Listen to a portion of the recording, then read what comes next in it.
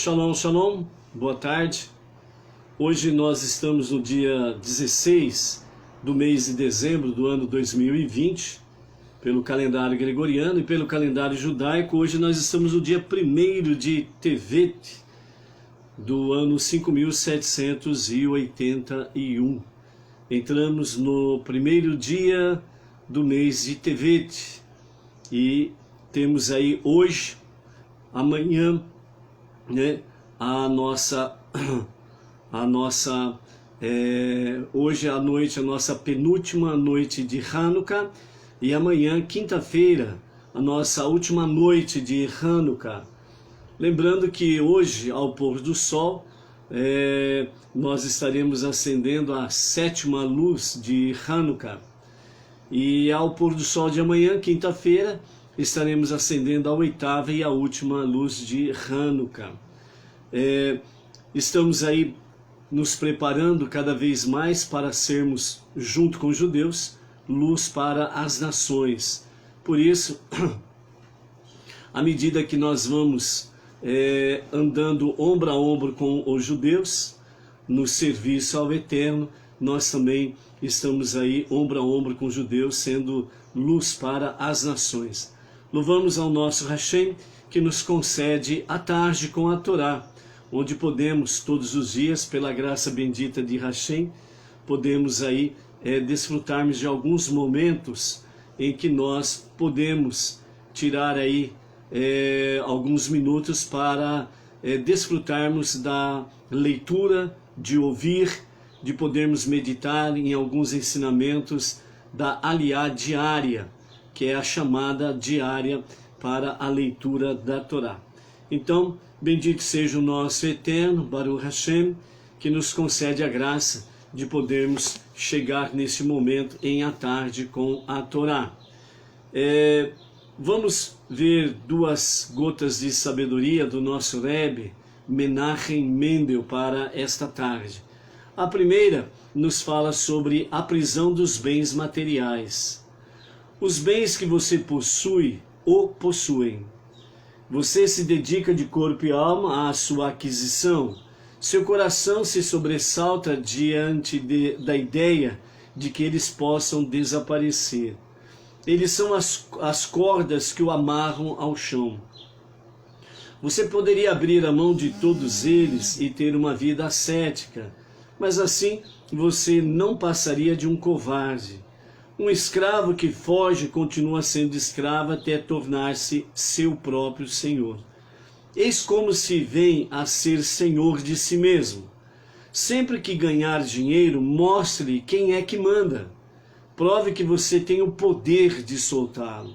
Retire uma parte para um necessitado. Guarde o resto e use-o para boas coisas. Você já não é seu escravo.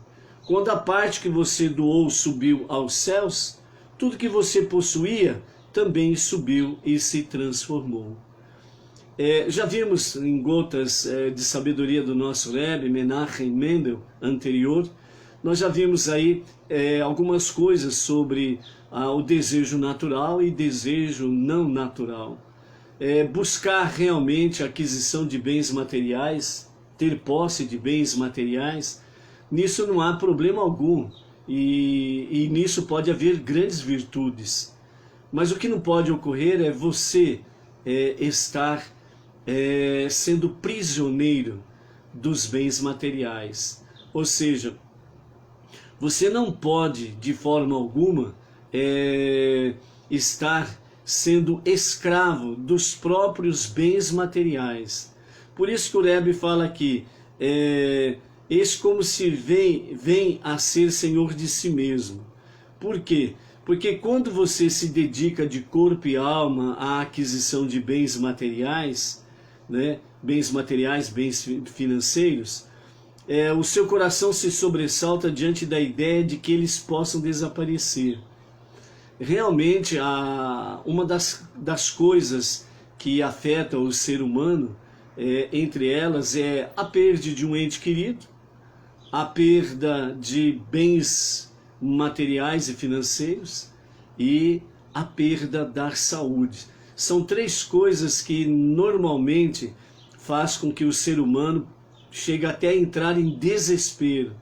E dependendo do grau de desespero, a pessoa chega até cometer um ato bárbaro do próprio suicídio, né? Então, quando o Rebbe diz, seu coração se sobressalta diante da ideia de que eles possam desaparecer, isso demonstra que os bens materiais, ele tem domínio sobre você. E se ele tem domínio sobre você, então na realidade você é escravo dos bens materiais, dos bens financeiros. E a partir do momento que você serve aos bens materiais e financeiros, significa que eles são senhores de você. E você é um escravo. E por isso que, mesmo que você venha fugir, você sempre será um escravo. Então, como se faz para ser livre realmente destas questões? Então o Rebbe diz, sempre que ganhar dinheiro, mostre-lhe quem é que manda. Então quando você adquire bens materiais, bens financeiros, então o Rebbe, ele fala, mostre para ele ou para eles quem é que manda. E então você faz o quê? Retire uma parte para um necessitado, né? Salmos, né, e a própria Torá fala sobre pobres, destituídos, desvalidos, né, os necessitados, entre eles o órfão, a viúva. Então são pobres e necessitados que existe aí. Então retire uma parte e faça com que isso seja algo bom para o pobre e destituído, certo? Dessa forma, você vai mostrar quem é que manda na realidade. Que você não é escravo dos bens materiais, dos bens financeiros. Você fazendo isto, então, quanto à demais parte, né, o restante, você comece a aplicar em coisas boas na sua vida, né? Boas para você, lógico, você merece o shalom e o bem-estar, né? São os bens espirituais e os bens materiais que estão ligados aí junto com as questões financeiras. Então, a partir do momento que você retirou uma parte para ajudar o necessitado, com a outra parte que ainda lhe resta, você começa então a usar para boas coisas. Porque a partir do momento que você fez a sua doação, né, a sua tzedakah, e ela subiu aos céus, então uma coisa é certa, tudo que você possuía também subiu aos céus e o Todo-Poderoso transformou. Transformou o quê? Transformou isso em motivos de bênçãos para a sua vida. Então, não seja escravo dos bens materiais, dos bens financeiros. Mostre quem manda. Você é o Senhor sobre os bens materiais e financeiros, ok? Em seguida, o nosso Rebbe, ele nos fala sobre a questão do levantar-se. Então ele diz assim, há ocasiões em que um desejo cresce com tanto ímpeto dentro de uma pessoa que ele se transforma num capataz com um chicote lancinante, onde as trevas obtêm um poder tão impressionante de consumir as forças de uma alma divina? O poder não é delas, pois as trevas não têm poder próprio. A escuridão nada mais é do que ausência de luz, enquanto a alma é pura luz. Então nunca esqueça desse detalhe, a sua alma é luz, é pura luz. Por isso, o Todo-Poderoso diz, né, façamos a nossa imagem e semelhança, porque o Eterno e as suas hostes celestiais são pura luz. Obviamente, o Todo-Poderoso, ele é a fonte de toda a luz, ok? Deus concede esse poder às trevas mediante um acordo temporário, para que elas possam desafiar a alma humana e despertar suas profundezas mais secretas. Por isso, assim que você se levantar e disser, minha alma, não é propriedade de nenhum capataz. Tenho livre arbítrio para escolher o que quiser. Portanto, eu escolho a vida. Antes que esse instante passe, seu tirano interior não existirá mais, porque a escuridão desaparece diante da luz. Então, é por isso que o Rebbe fala nessa segunda gota de sabedoria sobre a questão levante-se, no sentido de que a sua alma divina, ela precisa estar em pé, pronta para servir ao Todo-Poderoso, de todo o coração, com amor e com alegria, e servindo ao Todo-Poderoso na luz. Por quê? Porque a escuridão não tem poder para se aproximar aonde a luz está.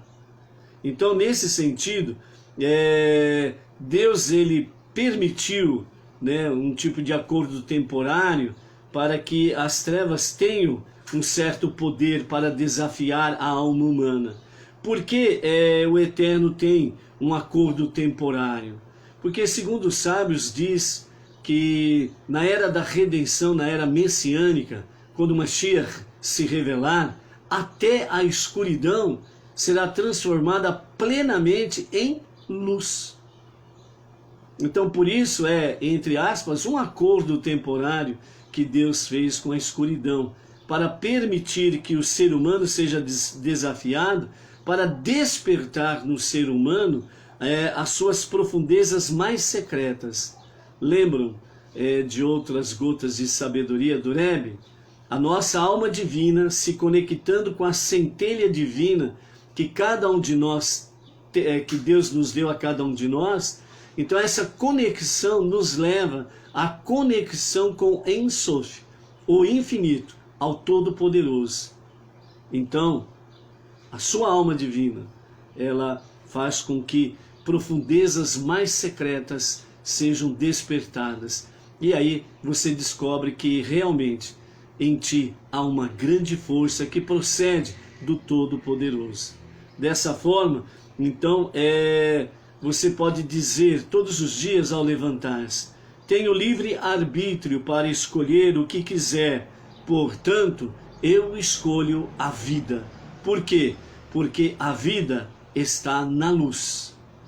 E a vida estando na luz, ela está focada, conectada com Ein Sof, o infinito, que só ele possui a luz infinita. Então, dessa forma, você tem a certeza que o tirano interior não existirá mais. Qual que é o tirano interior? Yetzer Hará, a inclinação para o mal, a inclinação para fazer aquilo que não é agradável aos olhos do Todo-Poderoso. Então esse tirano, ele não existirá mais. Por quê? Porque a sua alma divina dominou essa alma tirana e fez com que esta escuridão seja transformada em luz no seu interior. E dessa forma, você anda na luz, está diante daquele que é a luz infinita, o Todo-Poderoso. E sem sombra de dúvidas, ele te guiará com a sua destra, dia a dia, até a redenção final com Mashiach. Baruch Hashem. Hoje é o primeiro dia de Tevet. Falamos ontem algumas coisas sobre Tevet. Rapidamente, né? Tevet é o 4º mês a partir de Tisrei, Rosh Hashanah, e é o 10º mês a partir de Nissan, quando nós temos aí o início do ano sacerdotal. No mês de Nissan temos o Pesach. Dessa forma, nós temos aí então o nosso 10º mês a partir de Nissan, de Tevet. O mês seguinte, nós teremos aí o mês de Shevat, que tem sempre também um único dia de Rosh Chodesh. O mês de Tevet, temos aí 3 dias de jejum, recordando 3 grandes calamidades que ocorreram neste mês. O dia 8 de Tevet, a Torá foi traduzida para o grego. No dia 9 de Tevet, as mortes de Ezra e o escriba e Neemias, que guiaram fielmente o povo de Israel no retorno babilônico para a terra prometida, a terra santa. Foi nesse dia que eles faleceram. E o jejum de 10 de Tevet é um jejum comunal, no sentido que é um jejum comum, é para todos, pois nesse dia Nabucodonosor, o rei da Babilônia, iniciou o cerco a Jerusalém na era do primeiro templo. O cerco durou cerca de 3 anos, até que as muralhas foram derrubadas e Nabucodonosor destruiu o primeiro templo e levou cativo uma boa parte dos judeus, e outra parte ficou em Jerusalém, a Jerusalém destruída, certo? Também temos no primeiro dia do mês de Tevet, o rei Jeconias de Judá foi exilado, juntamente com os sábios, os nobres de Jerusalém, e a cidade ficou indefesa à mercê do inimigo. Temos também no mês de Tevet, no dia 23 de Tevet, que marca a tragédia da história do povo judeu, na história das calamidades que se abateram sobre o povo judeu em Portugal. Eles foram expulsos de suas terras, torturados, mortos, muitos foram forçados à conversão ao cristianismo, e através disso daí também o dia 23 de Tevet traz aí esta também como data trágica para a história do nosso povo judeu, ok? Então, sobre a questão da tragédia que faz no dia 8 de Tevet, quando a Torá foi traduzida para o grego por ordem do rei Talmai, mais conhecido como Ptolomeu Filadelfo. Então ele separou 72 eruditos, sábios do povo, colocou em 72 casas separadas, com uma certa distância considerável, para evitar que nenhum tivesse contato com o outro, bem como também cada casa tinha a sua escolta militar, onde não era possível eles saírem da casa, e só entrava a casa quem tinha a autorização do rei Ptolomeu Filadelfo, né? Foi ele que substituiu Alexandre Magno. E dessa forma, então, ele, depois que separou os eruditos, os sábios, aí ele foi na casa de cada um deles, falando qual era o objetivo. A princípio, ele falou de uma forma como se ele estava interessado numa questão acadêmica, no sentido de que eles teriam que traduzir a Torá do hebraico para o grego. E ele colocou 72 sábios separados, né? A princípio ele dando uma de aparência de bom homem, né? Mostrando certo interesse acadêmico, e aí então ele falou para os 72 que eram para eles traduzirem a Torá do hebraico para o grego. Mas a história, ela relata que, de fato, Ptolomeu Filadelfo, ele era zombar dos sábios do povo judeu, queria zombar da Torá e queria zombar do Deus dos judeus, o Deus da Torá, os 5 primeiros livros da Bíblia. Porque 72 sábios separados, sem comunicação, traduzindo do hebraico para o grego, Ptolomeu ele tinha a certeza que haveria 72 traduções contraditórias e nenhuma delas seria igual. Então, dessa forma, ele poderia zombar dos sábios do povo judeu, poderia zombar da Torá dos judeus, os 5 primeiros livros da Bíblia, e principalmente ele poderia zombar do Deus dos hebreus, o Deus da Torá. Era esse o seu objetivo, era trazer escárnio para os sábios, o povo de Israel, e para o Deus de Israel. Quanto a isso, sem sombra de dúvidas, o Eterno, ele compartilhou para com 72 a sua Ruach HaKodesh. E a sua Ruach HaKodesh, o espírito de inspiração, o espírito de sabedoria, o espírito de profecia, ou o sopro de profecia, inspirou os 72 para fazerem as mesmas alterações, como se tivessem reunidos num grande círculo, e um questionando o outro, um perguntando com o outro, e ao mesmo tempo chegando à mesma conclusão e escrevendo a mesma coisa. Mas eles estavam em 72 casas separadas, de grande distância, devidamente guardado por escolta militar. Ninguém poderia ter contato com eles, certo? Quem tinha contato com eles eram pessoas devidamente autorizadas pelo rei Ptolomeu, para que essas pessoas específicas levassem, 72 pessoas específicas levassem alimentação para eles. Dessa forma, os próprios serviçais, eles também ficaram isolados até eles terminarem o trabalho. E dessa forma, o serviçal do erudito número 1, ele jamais teria contato com qualquer outro erudito. Então, não haveria a possibilidade de um levar recado para o outro. Então, dessa forma, os 72 eruditos, eles ficaram plenamente isolados, única e exclusivamente, dependência total do Todo-Poderoso.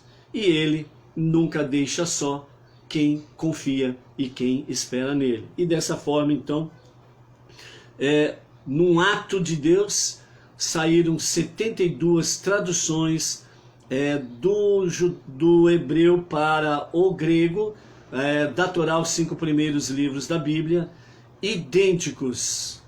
Estavam todos eles com as mesmas alterações, né? Falamos algumas alterações ontem e vamos falar mais algumas hoje, para a gente ter aí uma ideia nesse sentido.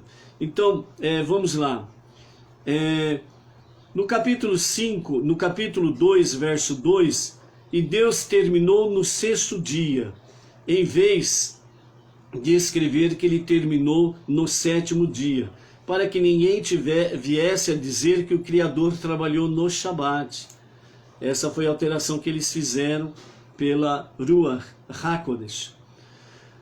Capítulo 5, verso 2, macho e fêmea ele o criou, em vez de os criou, para que ninguém viesse a dizer que o homem foi criado originalmente com 2 corpos, né? Que ainda no meio religioso ainda há, né, um grande ponto de interrogação sobre isso daí. Mas a sabedoria judaica fala bem claramente, macho e fêmea ele o criou, ou seja, um corpo com 2 corpos, macho e fêmea, colados costa a costa. Quando a escritura traz aquela questão que Deus fez Adão adormecer e da sua costela veio a tirar Eva, significa apenas que Deus separou os corpos e dessa forma macho e fêmea foram separados e aí eles puderam se conhecer face a face, ok? O capítulo 11, o verso 7, então eles fizeram a seguinte alteração: agora descerei e confundirei a sua língua, em vez que no original está, vinde, desçamos e confundamos, a Torre de Babel, para que ninguém viesse a dizer que o Criador é composto de 2 deidades, né? Justamente para que,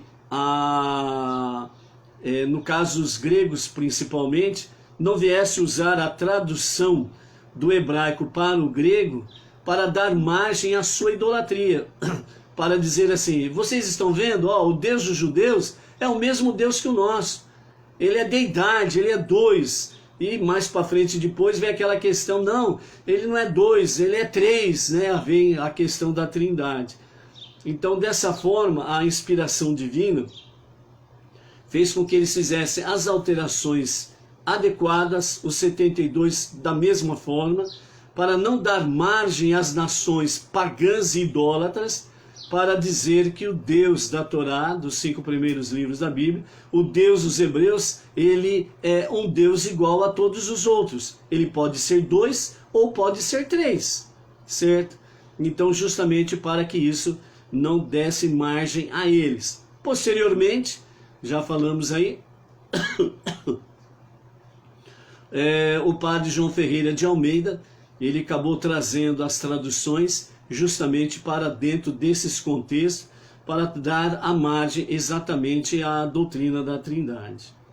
No capítulo 49, verso 6, então a seguinte alteração eles fizeram: porque na sua ira mataram um boi, e com sua teimosia quiseram estipar a manjedoura, em vez de, o que no original está, porque na sua ira mataram um homem, e com sua teimosia quiseram estipar um boi, para que ninguém viesse a dizer que os filhos de Iacov eram assassinos, certo?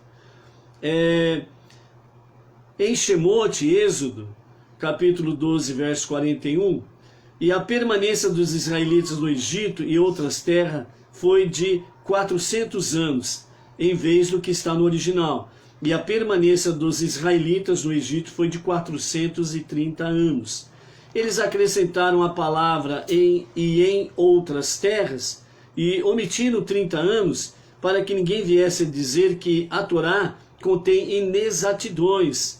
Pela leitura literal da Torá, o cálculo de 430 anos não é evidente, sendo preciso recorrer à interpretação dos sábios, que os gentios renegam.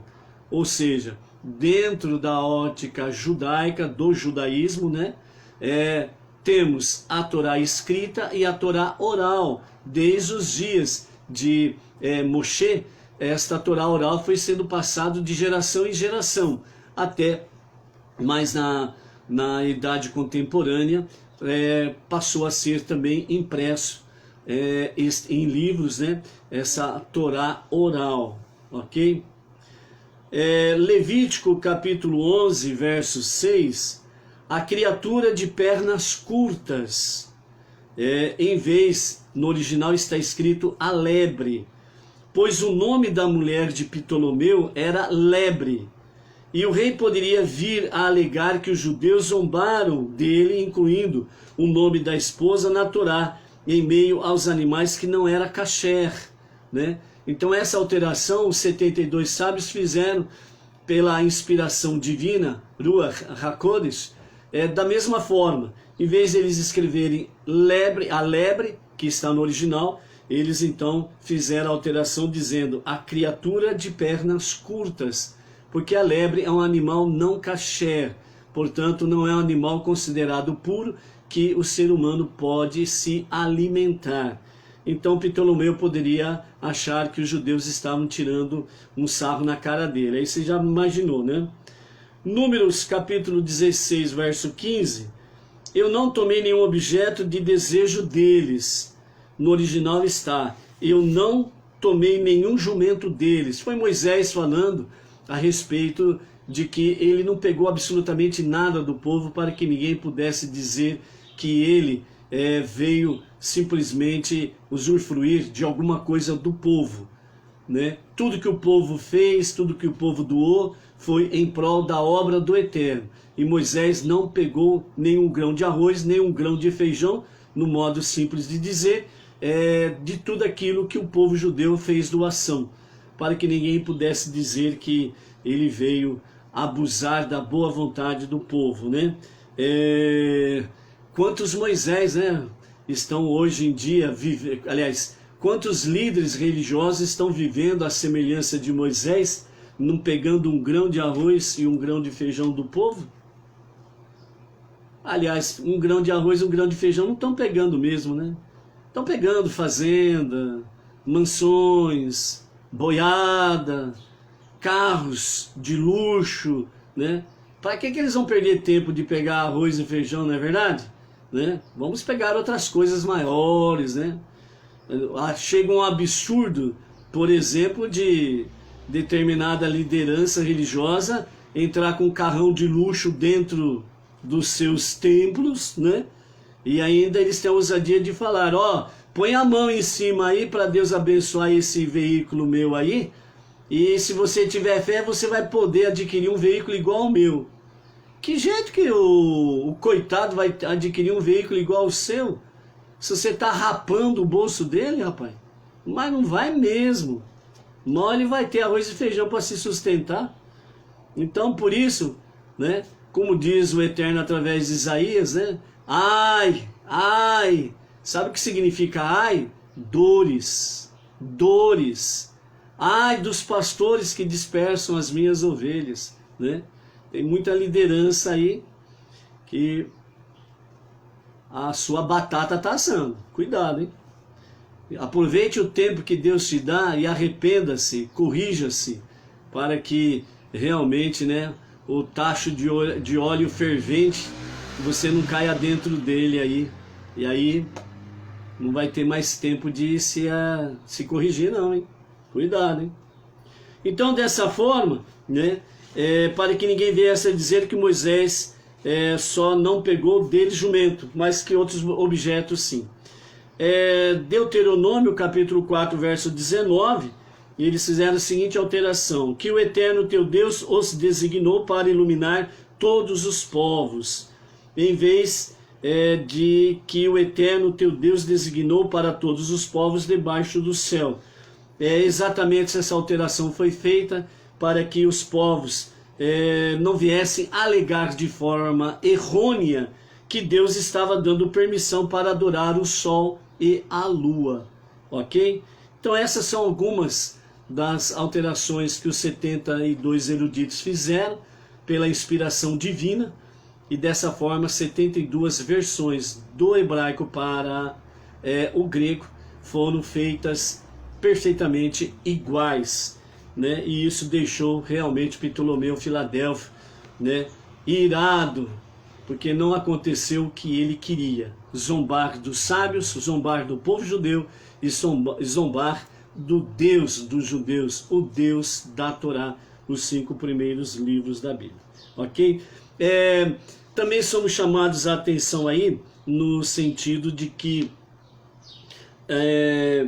o dia 10 de Tevet, desde o dia em que entrou na terra prometida sob a liderança de Josué, o sucessor de Moisés, o povo de Israel ali viveu durante 850 anos. Após 20 gerações, o maldoso Nabucodonosor, o rei da Babilônia, atacou os israelitas e os obrigou a se exilarem. Desse período, 440 anos transcorreram até o rei Salomão construir o primeiro templo, e outros 410 anos se passaram até os exércitos dos caldeus o destruírem. Quando o povo de Israel entrou na terra prometida pela primeira vez, ele estava destinado a permanecer ali eternamente, pois Deus tinha dito a Abraão, lá em Gênesis 13:15, porque toda a terra que tu vês a ti darei e a tua descendência para sempre.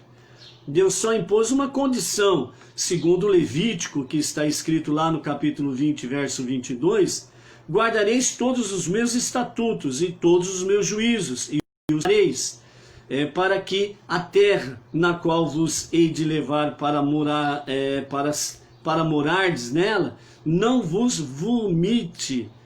E no mesmo livro, Levítico 18, 28, para que a terra não vos vomite ao impurificarem-na, como vomitou a nação que estava antes de vós, né?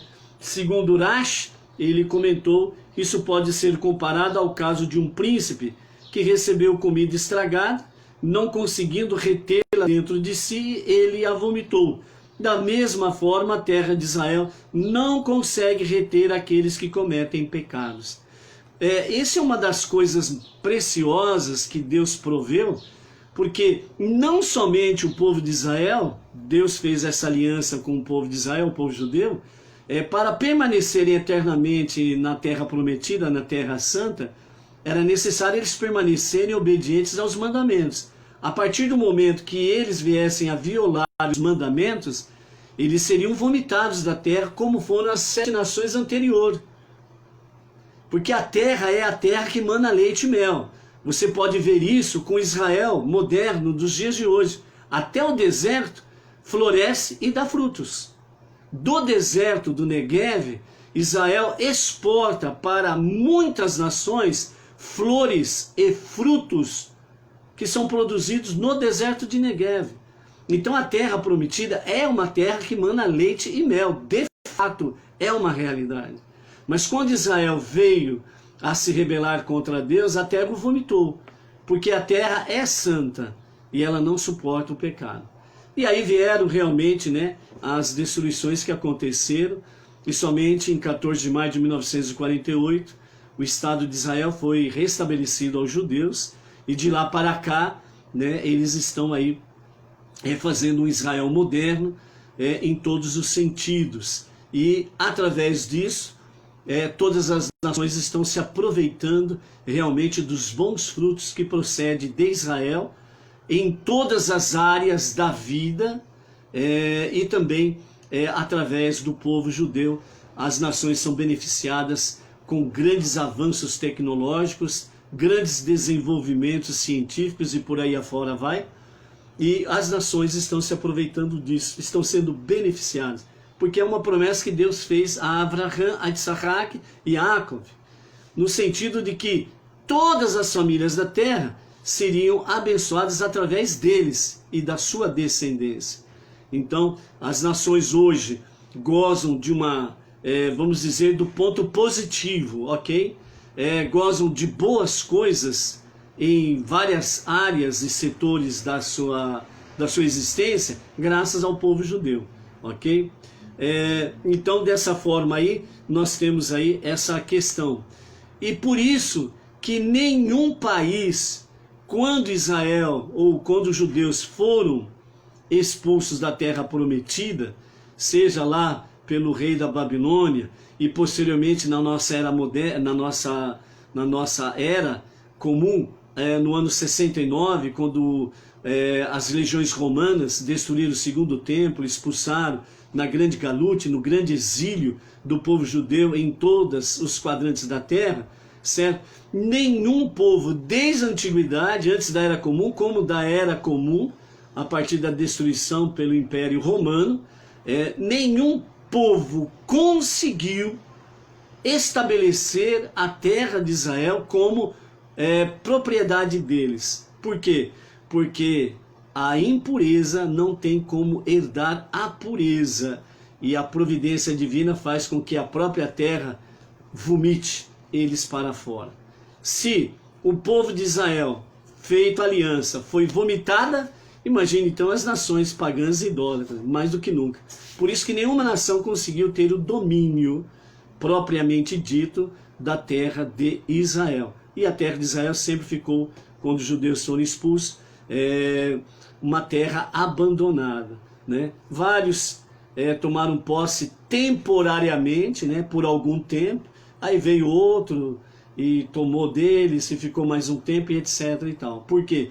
Porque a terra pertence aos judeus. É a aliança que o Eterno fez com Abraham, Isaac e Jacob. E é dali, de Jerusalém, que Mashiach vai se revelar, vai se manifestar e vai estabelecer o seu reinado em toda a terra. Ok? Então, mais algumas coisinhas que nós trouxemos para você com referência ao mês de Tevet, ok? Vamos para a nossa quarta aliá, nossa quarta leitura da Torá.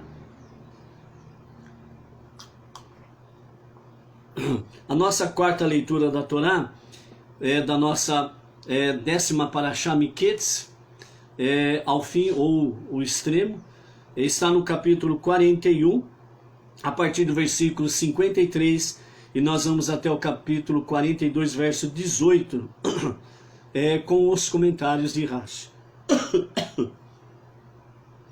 Começam os anos de fome, capítulo 41, verso 53. Os 7 anos de fartura que se passaram no Egito terminaram, e os 7 anos de fome começaram, exatamente como José dissera que aconteceria. Houve fome em todas as outras terras, mas no Egito inteiro havia pão, graças ao programa de armazenamento de Yosef.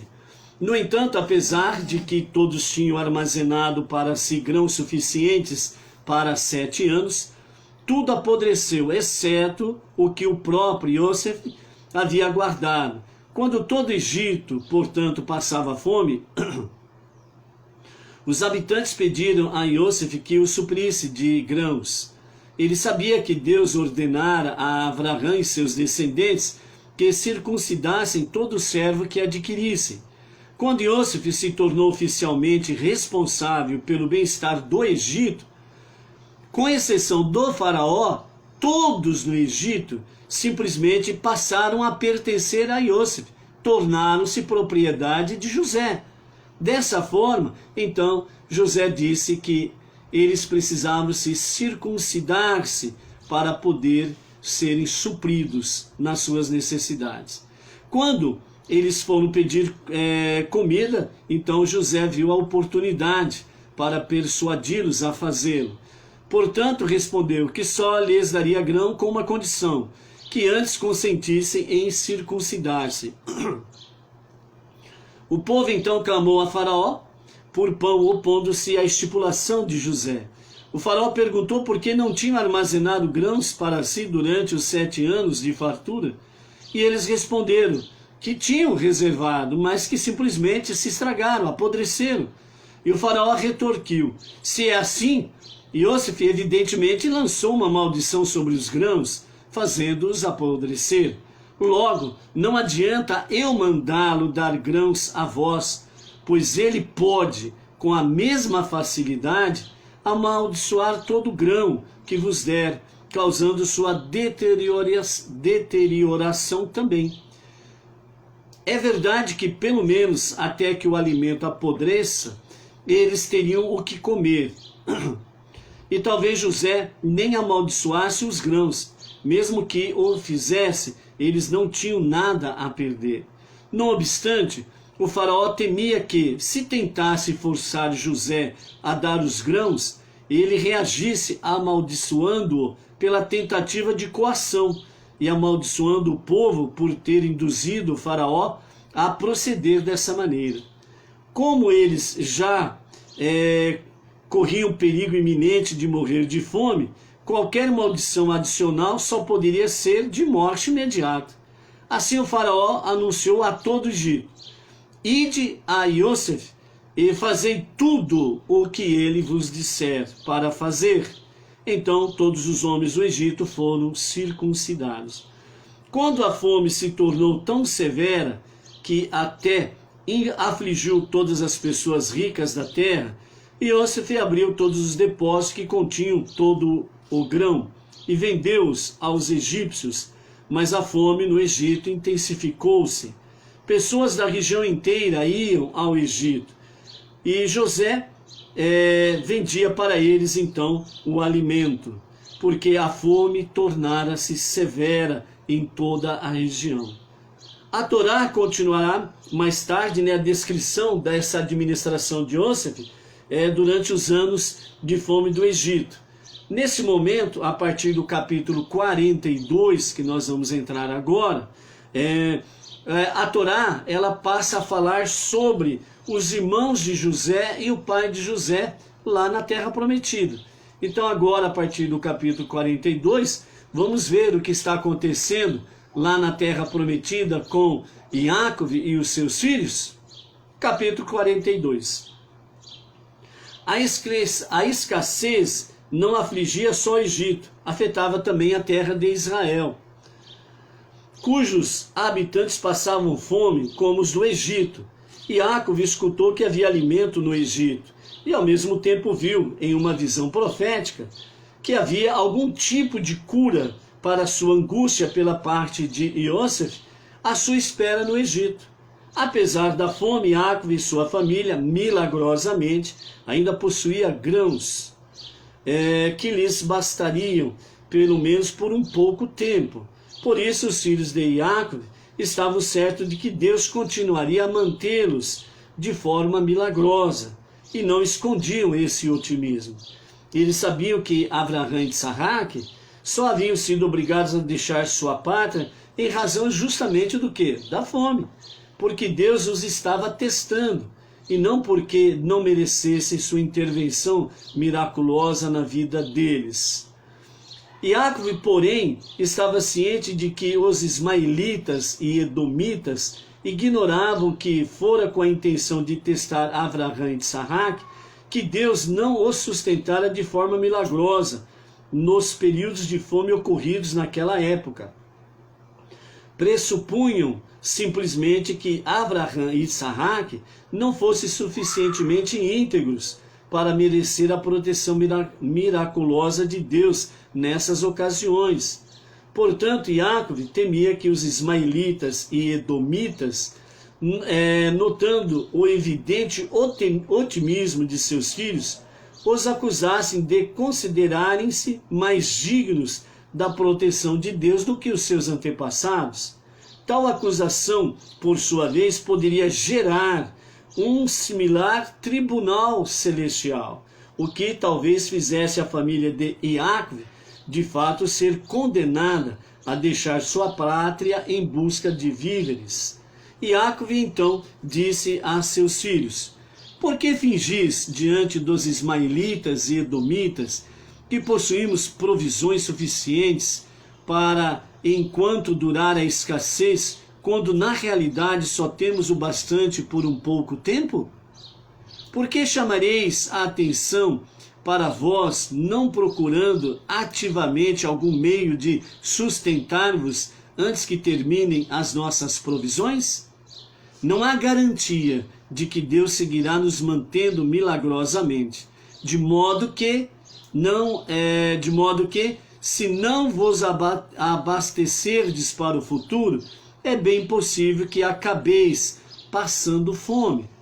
Por que vos permitireis correr o risco de emagrecer pela fome? Depois ele disse: olhai, escutei que há alimento no Egito. Descei ali e comprai-nos alimento de lá, para vivermos e não morrermos.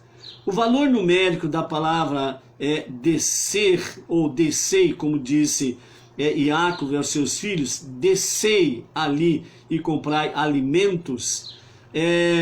No hebraico, a palavra descei, ela tem um valor numérico de 210. É o valor numérico, exatamente correspondendo aos 210 anos que eles e seus descendentes estavam destinados a residir no Egito. Isso ocorreu no ano 2238 até o ano 2448, a partir da criação. Ele disse-lhes ainda: entrai na cidade, cada um por um portão diferente. Como todos vós tendes aparência admirável, é imperativo que eviteis despertar mal olhados contra vós. Vendo que Iacove tivera a premonição de que o filho se encontrava no Egito, os irmãos entenderam que chegara a hora de averiguar o paradeiro e o estado de Iosef e, se possível, devolvê-lo a seu pai. A essa altura, todos já tinham se arrependido da venda de Iosef, ainda que cada um em medida diferente. Os irmãos de Iosef então desceram ao Egito, como 10 indivíduos, cada um sentindo um grau distinto de amor fraternal por ele, mas igualmente decididos a redimi-lo a qualquer preço, assim como estavam igualmente conscientes da necessidade de comprar grãos do Egito. Mas Iacove não enviou Beniamim, irmão de Iosef, com seus outros irmãos, porque disse: para que não lhe suceda nenhum desastre, como sabia que Rachel, mãe de Beniamim, morrera durante uma viagem, e que Iosef, irmão de Beniamim, fora morto por um animal selvagem durante uma viagem. Iacove temia que viajar fosse particularmente perigoso para esse ramo de sua família. É verdade que houve causas adicionais para a morte de Rachel, segundo Rashi, no seu comentário. A própria maldição não intencional de Iacove, bem como as complicações do parto. Lembra a maldição de Iacove, quando ele foi acusado pelo seu sogro, Lavã, que tinha roubado os seus ídolos. E ele disse, quem tiver a posse do ídolo que seja morto, né? Então essa foi uma causa adicional à morte de Rachel. Também Rashi comenta que houve a questão da complicação ou as complicações do parto, porque Rachel, ela teve trigêmeos, ela teve o Benjamim e duas meninas, foram trigêmeos. O seu parto foi muito complicado, né? Então, de maneira que não havia fundamento suficiente para supor que as viagens por si mesmas apresentassem algum risco real a essa linha da família. Mas Yaakov também sabia que as pessoas precisam utilizar seus méritos acumulados como autoproteção em situações perigosas. E por isso, Satã, o acusador do tribunal celestial, acusa-as justamente em tais ocasiões, com a esperança de que suas exauridas reservas de mérito façam os pratos da balança oscilar contra elas. Uma vez para Benjamim, viajar era potencialmente arriscado, dado ao seu histórico familiar, e Yaakov achou imprudente mandá-lo nesta viagem. Os filhos de Israel chegaram então para comprar alimento ali no Egito, entrando cada um por uma porta diferente, um portão diferente, como seu pai sugeriu, e misturando-se entre todos aqueles, outros que também tinham ido ao Egito comprar, conforme seu pai os instruíra, pois a fome se estendera a Canaã. Iosef, como vice-rei da terra, era quem vendia alimento a todo o povo da região, e os irmãos de Iosef prostraram-se diante dele com o rosto no chão. Nesse momento, Iosef viu seus irmãos e os reconheceu, mas não lhes revelou sua verdadeira identidade. Ele compreendeu que primeiramente tinha de averiguar se estavam arrependidos de tê-lo vendido e dispostos a dar o passo seguinte para a transformação da família no povo escolhido. Portanto, agiu como um estranho com eles e, representando seu papel de vice-rei do Egito, falou-lhes rispidamente. Ao mesmo tempo, nas interações posteriores com seus irmãos, Iosef fazia questão de, ocasionalmente, comportar-se de maneira cordial e até insinuar que sabia quem eram, para que, quando por fim lhes revelasse sua identidade, eles se lembrassem dessas demonstrações de amabilidade e, portanto, estivessem mais propensos a acreditar que ele realmente era seu irmão. Lembremos, né, que os irmãos de Iosef o venderam quando ele tinha 17 anos e agora ele estava com 30 anos, né? Já estava bem mais maduro e, segundo Rashi, fala que inclusive a barba, né, também encobria bem a sua face, e eles não reconheceram a Iosef, ok? Fingindo não entender sua língua, perguntou-lhes por intermédio de seu intérprete, Menashe, o seu filho, de 7 anos, de onde viesse.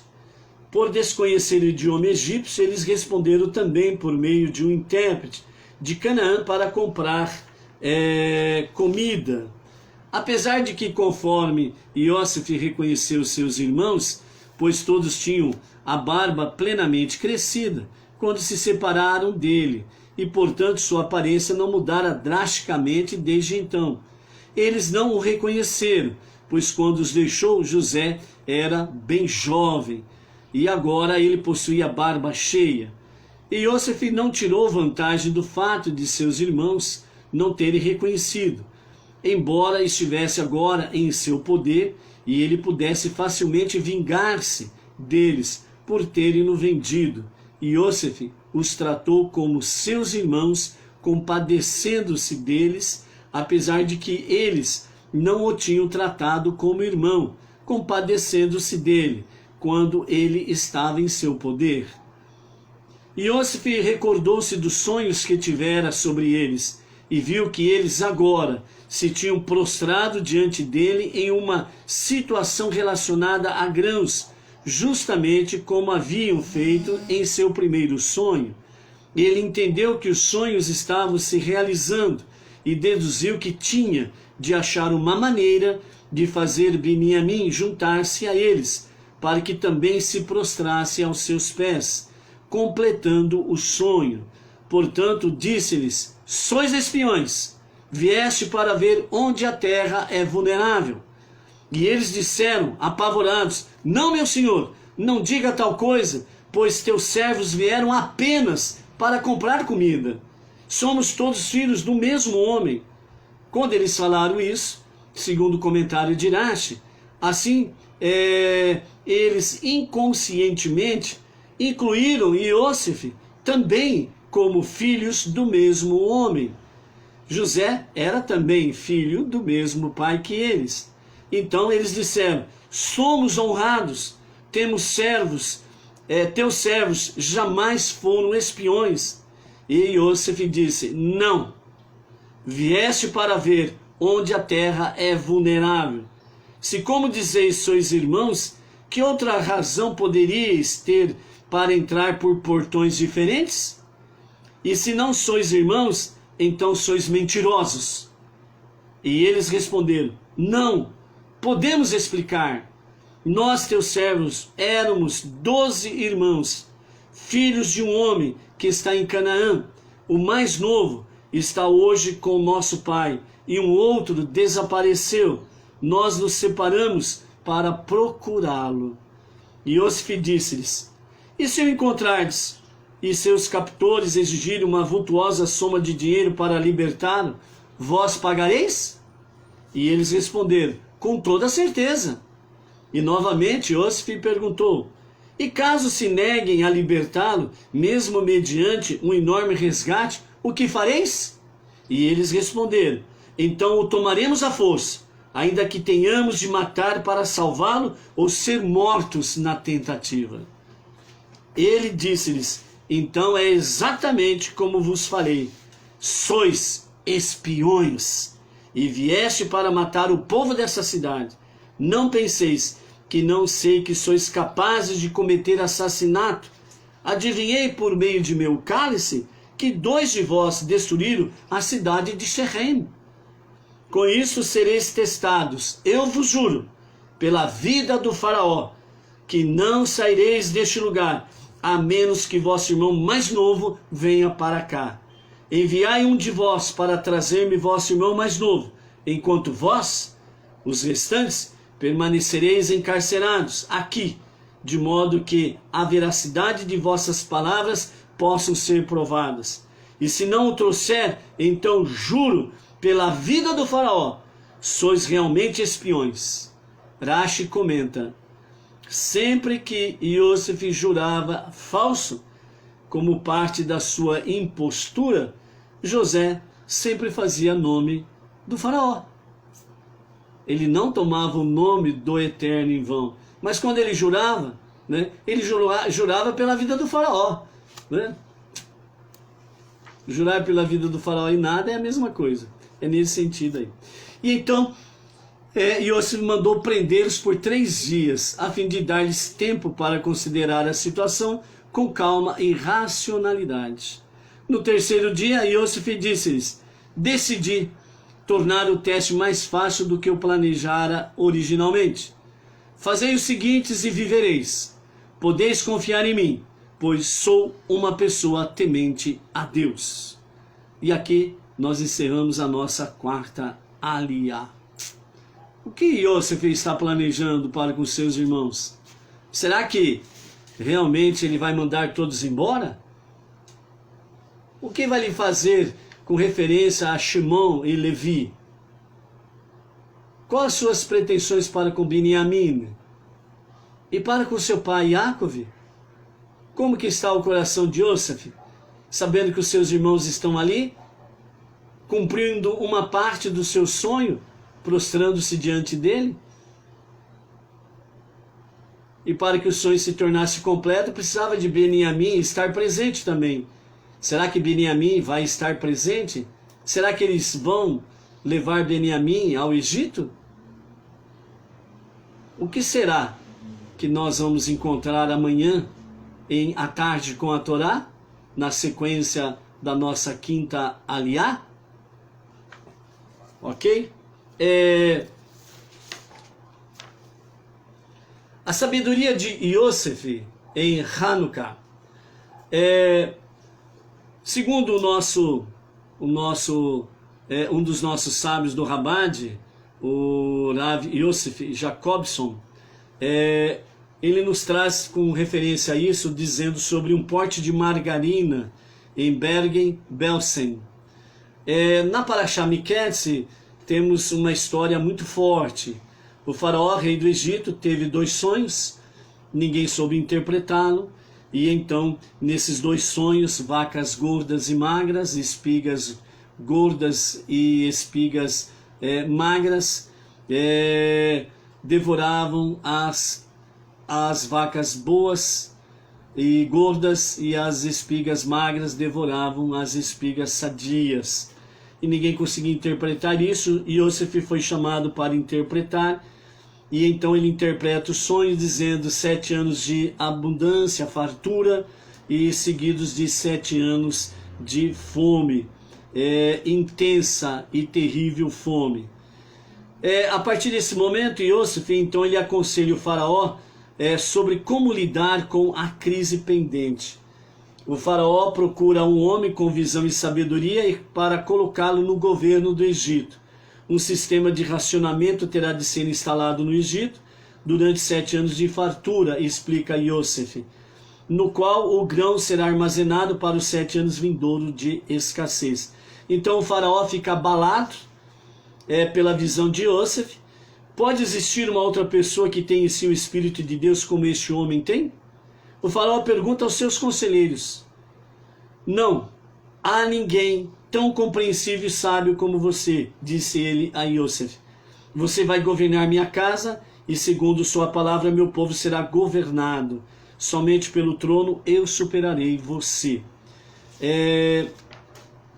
Segundo a própria Torá, o faraó, ele então nomeia Yosef como vice-rei, vice-governador, primeiro-ministro, seja qual for aí a denominação que as nações podem dizer, mas na realidade é o seguinte, o faraó era o primeiro e Yosef era o segundo, não tinha mais ninguém para eles, acabou, certo? Então, os nossos sábios dizem assim, se você está investindo o seu tempo e energia em coisas que se provarão fúteis, quando o clima de sua vida mudar, e não o sustentarão quando os desafios chegarem, você deveria querer reexaminar as suas escolhas atuais. Por que esperar pelo dia em que você terá de dizer, se pelo menos eu tivesse entendido? Então agora é o tempo, certo? Uma das características, segundo os nossos sábios, falam que essa interpretação do sonho de Yosef é para mostrar não somente para a história da humanidade, mas também para a própria história do povo judeu, e também para cada nação, e também para aqueles que, sem sombra de dúvidas, têm um sopro de vida em si, e estão presentes, vivos, andando, indo e vindo. Ou seja, não gaste o teu tempo com coisas fúteis, porque na hora que o sapatão apertar, não vai te servir para nada. Então, a sabedoria dos nossos sábios diz, realmente, procure investir naquilo que vai te dar sustentabilidade para os momentos difíceis que a vida vai te apresentar. Teshuvá, Tefilá, Sedaká, estudo da Torá, as 7 leis universais e as suas ramificações. Os comentaristas bíblicos se engalfinham com as 3 perguntas mais importantes sobre a história notável. Primeiro, é difícil entender como após sua interpretação dos sonhos, Yosef seguiu dando ao faraó conselhos sobre como lidar com a escassez que estava vindo. Como um escravo recém-libertado não tem medo de oferecer ao rei ou monarca que governava uma superpotência conselhos não solicitados? O faraó chamou Yosef da masmorra para interpretar seus sonhos, não para se tornar conselheiro do rei. Tamanha foi a sua Hutzpah, que significa tamanha foi a sua ousadia, e isso poderia lhe custar a vida.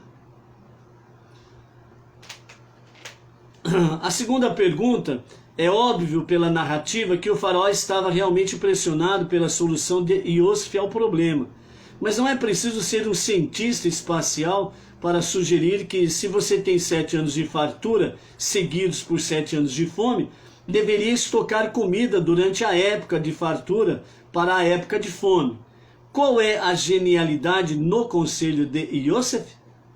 E a terceira: o faraó também estava impressionado pela interpretação de Iosif sobre os sonhos, que nenhum dos seus sábios pôde conceber. Mas a interpretação de Iosif parece simples e óbvia. Quando as vacas são gordas? Quando há comida. Quando são magras? Quando não há comida. Quando o grão é farto? Quando há uma colheita plena. Quando o grão é pequeno? Durante uma época de escassez. Então, por que Faraó ficou surpreso por Iosif ler os seus sonhos? E por que ninguém mais pôde conceber a mesma interpretação? Durante um dos seus discursos, o Rebbe, num Shabbat Miketze de Hanukkah, no ano 1973, ele apresentou a seguinte explicação: os especialistas em sonhos no Egito, na verdade, entenderam a interpretação de Iosif sobre os sonhos do faraó, ou seja, que 7 anos de fome seguiriam 7 anos de fartura. Porém, eles não consideraram essa interpretação porque citava um importante detalhe, porque não citava o importante detalhe do sonho. No primeiro sonho do faraó, ele viu como as 7 vacas feias e magras, que chegaram após as 7 vacas bonitas, ficaram perto das outras vacas magras à beira do rio. Em outras palavras, houve um momento durante o qual rebanhos de vacas coexistiram simultaneamente, e apenas depois as vacas magras começaram a engolir as vacas gordas.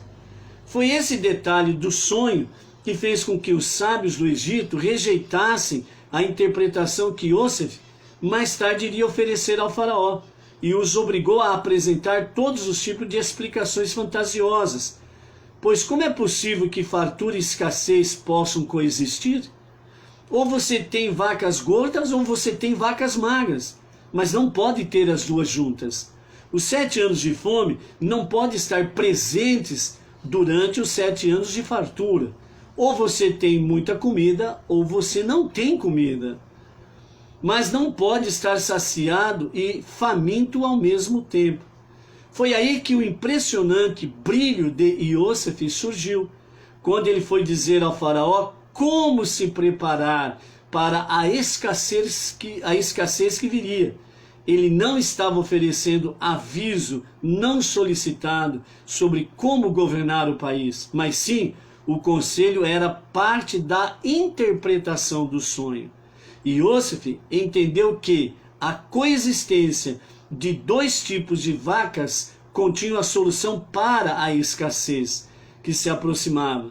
Durante os anos de fartura, o Egito deveria viver também como os anos de escassez, como se já estivessem presentes. Até mesmo quando apreciava a abundância dos anos de fartura, o Egito devia sentir na imaginação a realidade da fome que viria, e a cada dia deveria estocar comida para isso. As 7 vacas magras deveriam estar presentes e vivas na mente das pessoas e em seu comportamento durante os 7 anos de vacas gordas.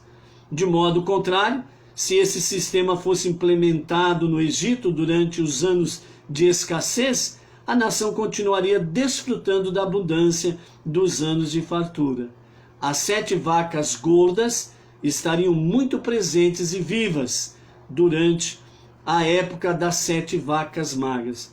Por isso que impressionou tão profundamente o faraó sobre a interpretação de Iosif. Para começo de conversa, o faraó ficou atônito pela engenhosa narrativa de Iosef sobre um detalhe do sonho que tinha se evadido de todos os sábios do Egito. Porém, o que mais o empolgou foi a demonstração de Iosef do fato de que os sonhos do faraó não apenas continham uma previsão dos futuros eventos, mas também continham e ofereciam instruções sobre como lidar com aqueles eventos. Os sonhos não apenas mostravam problemas, mas também eles traziam soluções para aqueles problemas. Você precisa de Deus? Você tem um verdadeiro amigo? A sabedoria de Iosef, apresentada ao faraó, se torna bastante clara quando refletimos sobre a mensagem espiritual por trás da história. Pois, como já notamos inúmeras vezes, as histórias da Torá descrevem não apenas eventos físicos que ocorrem ou ocorreram no determinado ponto da história, como também detalham contos metafísicos e eternos ocorrendo continuamente dentro do coração humano. Todos nós passamos por ciclos de fartura e ciclos de escassez em nossa vida. Há tempos em que as coisas estão indo muito bem, estamos saudáveis, bem-sucedidos, confortáveis, mas muitas vezes também passamos por tempos difíceis e deixamos de investir tempo e energia para cultivar intimidade emocional genuína com o nosso cônjuge, desenvolver relacionamentos verdadeiros com amigos e criar um vínculo sincero com Deus.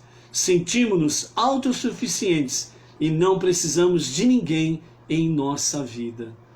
Porém, quando chega o tempo de escassez, quando irrompe uma crise brava, grave, o céu não o permita, que realmente os céus não o permita em nossa vida.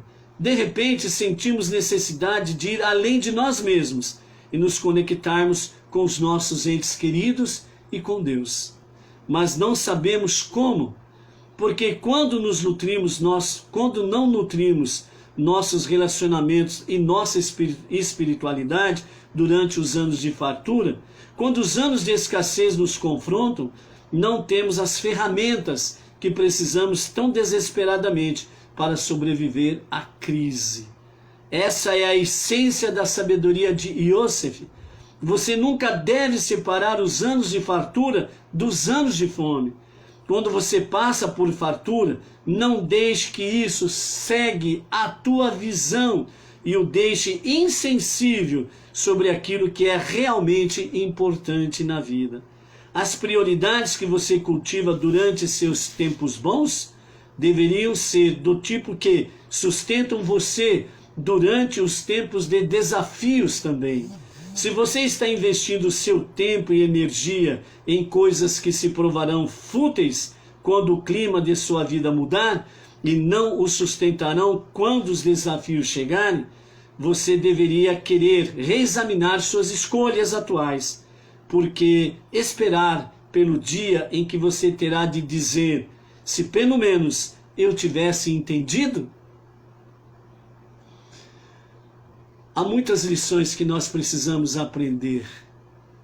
O tempo é curto para podermos conversarmos, mas precisamos aprender no curto espaço de tempo as ricas e preciosas lições que Deus nos dá para que nós possamos, no tempo de fartura, possamos realmente alimentar, fortalecer, deixar criar raízes espirituais fortes nas nossas vidas. Techuvá, Tefilá, Tzedaká, estudo de Torá, as 7 leis universais e as suas ramificações são as nossas raízes para os tempos de escassez, certo? Marcelo Yakov Brizolari, de Araraquara, aqui interior de São Paulo, meio perto de nós aqui também, Bauru, Pirajuí região. Shalom, Marcelo, a você, toda a casa e aqueles que estão convosco aí em Araraquara. Shalom, shalom. estamos à disposição de vocês aí, né? Também o pessoal de Lençóis Paulista, também estamos à disposição de vocês, Marília, a nossa região aqui, né? Estamos à disposição de vocês para ajudar na jornada como Benei Noach, ok? Dessa forma aqui, para nós podermos encerrar, tempos de escassez e tempo de fartura. Principalmente aí, através de fevereiro para cá, nesse ano 2020, governantes e más instituições jogaram os povos e as nações em tempos de escassez. Esse é um momento importante para sermos luz, ok? Amanhã, na sequência da sabedoria de Yosef em Hanukkah, vamos falar sobre o pote de margarina. O que o pote de margarina realmente tem... o que o pote de margarina tem para nos ensinar aqui? Tempos de abundância, fartura e tempos de escassez. Amanhã vamos falar sobre o pote de margarina, uma história real que está ligado ao nosso povo, e qual é o ensinamento que nós vamos aprender sobre o pote de margarina. Ou seja, amados, o tempo em que nós estamos é um tempo para nos mostrarmos fortes e mostrarmos que temos a luz verdadeira. É um tempo de levarmos realmente aqueles que estão com medo, apavorados e pelo terror que os governantes e instituições trouxeram às nações. É o momento de nós levarmos coragem para que as pessoas não percam o sentido da vida. É tempo realmente de mostrarmos que nós temos promessas da parte de Deus, que realmente a sua inspiração divina é para nos tornarmos forte e luz para as nações juntamente com o povo judeu. Por isso, vamos realmente estarmos vestidos e revestidos desta luz da Torá, para podermos fazer brilhar e fazer dissipar a escuridão, para que junto com ele, junto com a escuridão, junto com ela, o medo, o pavor e a covardia vão também se dissipando por aí afora. Sejamos fortes, porque o tempo é para sermos fortes, porque no tempo da adversidade foi quando se revelaram grandes homens, grandes mulheres do povo judeu, através da história, grandes heróis e grandes heroínas. Sejamos partes dessa história no tempo presente. Até amanhã, às 14 horas, com a tarde com a Torá. Shalom.